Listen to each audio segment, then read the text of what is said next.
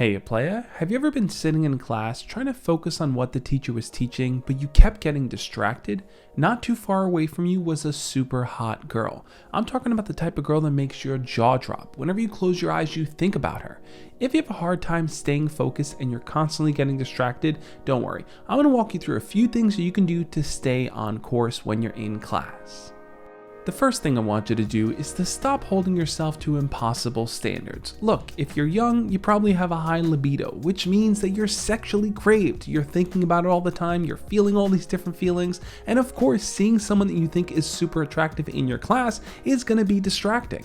Instead of beating yourself up and trying to convince yourself that you shouldn't feel the way that you do, recognize that your feelings are normal and natural. Chances are the rest of the kids in your class are also going through those hormonal changes, so you're not alone in your journey of just developing these deeper sexual feelings. I say that because I remember back when I was in school, I felt the same way that you do. Anytime there was a hot girl in my line of vision, it was so hard to concentrate on the math or science or any other boring thing being taught because there she sat right in front of me. And instead of talking to her, I just sat there staring at her, thinking tons of sexual thoughts, day after day, class after class. Which leads me to my second point, which is to take action in getting to know her better. I guarantee if you walk up to this girl and start talking to her, you're going to demystify the air around her. You're not going to look at her all the time in class with this deep sexual lust because you're going to actually have had a conversation with her. When you begin to demystify someone, you move away from the fantasy of what they're like in your head to the reality of what they're like in person.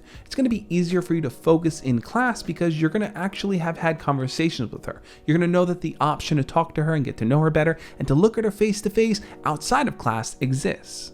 But let's say you do that. You get to know her better, maybe the two of you are even friends. She's still a baddie though, and you're still going to check her out because she looks good. So how do you focus in class? Well, that leads to the third tip here, which is to practice mindfulness whenever you're in her presence. Being mindful means having a deep sense of awareness in the present moment. So let's say you're sitting there in class and your eyes glance over to her, she's just sitting there looking super fine, and you want to really focus on that boring math lesson that your teacher is teaching about. How do you do that?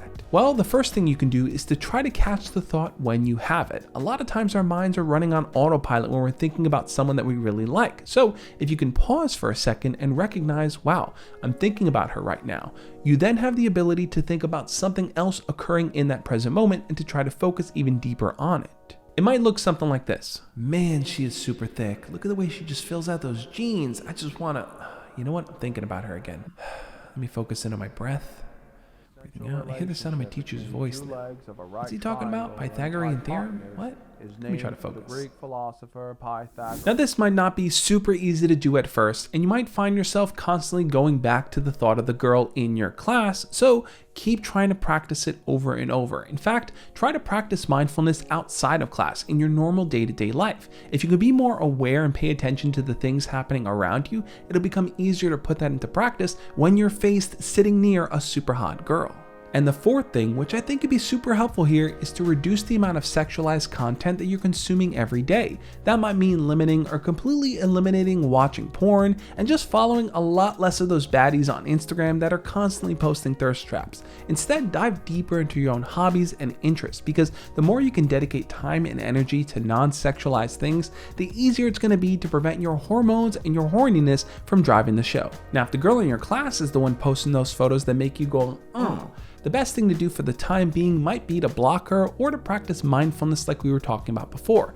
If you find yourself navigating over to her pictures, navigating over to her page, catch yourself in that present moment and turn your phone off. Don't keep scrolling on social media, just turn your phone off. It's the best way to disconnect and reset your mind. And none of that is to say that what your teacher is teaching is actually interesting enough to keep your attention.